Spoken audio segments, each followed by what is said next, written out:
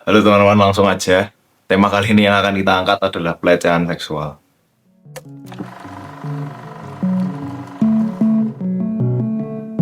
Peristiwa pelecehan seksual yang terjadi yang mengamuk kepada pelaku pelecehan seksual terhadap dirinya viral di media sosial. Berhasil mengungkap kasus dugaan tindak pidana kekerasan seksual. Tak terima pelaku kekerasan seksual anak di bawah umur dituntut hukuman penjara ringan. Keluarga korban mengamuk dan melempari terdakwa dengan botol mineral.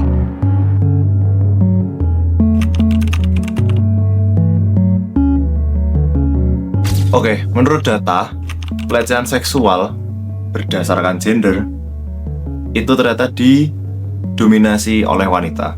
Data Simfoni PPA 2023 menunjukkan bahwa korban pelecehan seksual pada wanita itu mencapai 80%. Gila gak sih?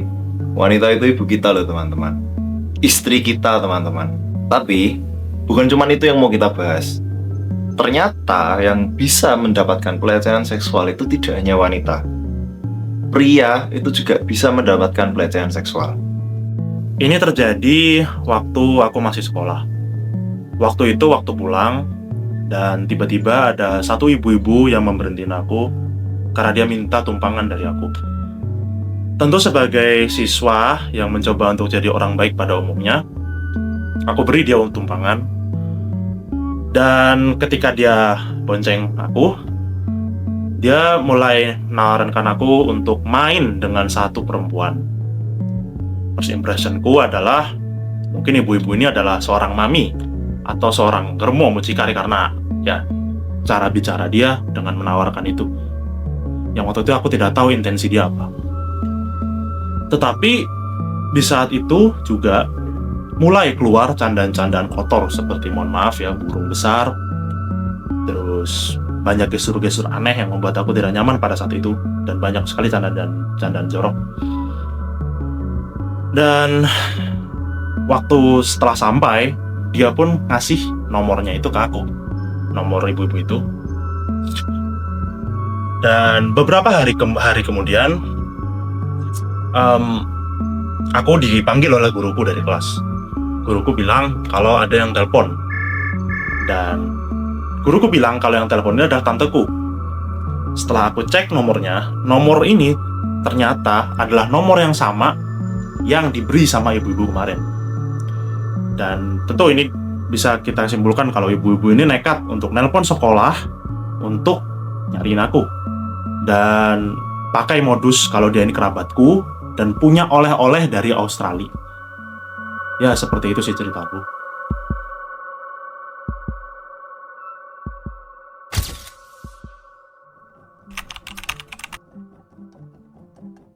Ini sudah mulai rusak, teman-teman. Moralitas orang-orang sudah mulai rusak. Tahu karena apa? Karena nafsu birahi mereka ini yang tak tertahankan. Padahal ya, kita sebagai manusia normal, itu pasti memiliki nafsu birahi. Tapi kita punya pilihan dan punya kesadaran untuk mengendalikan itu semua. Manusia itu memiliki dua otak hewan. Yang pertama, otak reptil. Yang kedua, itu otak mamalia. Nah, otak hewan, otak reptil itu berfungsi untuk insting berburu dan bertahan hidup. Nah, sedangkan untuk otak mamalia itu digunakan supaya kita bisa beranak pinak. Nah, otak mamalia inilah yang paling mendominasi kita untuk memiliki nafsu birahi gitu. Tahu nggak? Yang membedakan kita dengan hewan lain itu ada satu bagian dari manusia itu yang tidak dimiliki oleh semua hewan, yaitu prefrontal cortex. Kalian tahu nggak?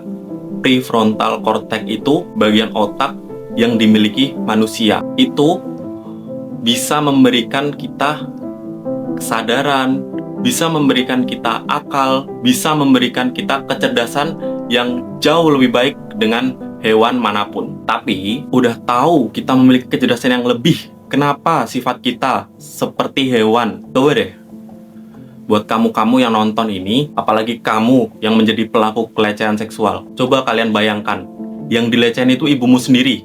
Atau kalau kamu misal nggak deket sama ibumu, yang dilecehin itu pacarmu. Gimana rasanya? Nggak suka kan? Nggak enak kan? Udah pasti. Makanya, otaknya itu dipakai. Jangan cuman hasrat doang yang harus dipenuhin. Aku pernah baca sesuatu yang ngena banget nih. Kalau pelecehan seksual itu bukan berdasarkan dari nafsu yang besar, tetapi dari kuasa dan rasa tidak punya batas. Pelaku tersebut tahu apa yang dia lakukan itu adalah sebuah kesalahan, tapi dia tetap melakukannya. Dan yang lebih bahaya lagi, justru banyak pelaku itu dari orang-orang terdekat kita. Misalnya seperti keluarga, teman, bahkan pemuka agama pun dapat melakukan hal itu. Ini mungkin pesanku ya buat para pelaku pelecehan seksual. Tolonglah kasih hukuman seberat-beratnya agar ada efek jera gitu. Karena kalau nggak gitu, tindakan seperti ini kan akan terus berulang. Aturan dan undang-undang tentang pelecehan seksual itu kan udah ada, ya tinggal dieksekusi aja dengan semestinya.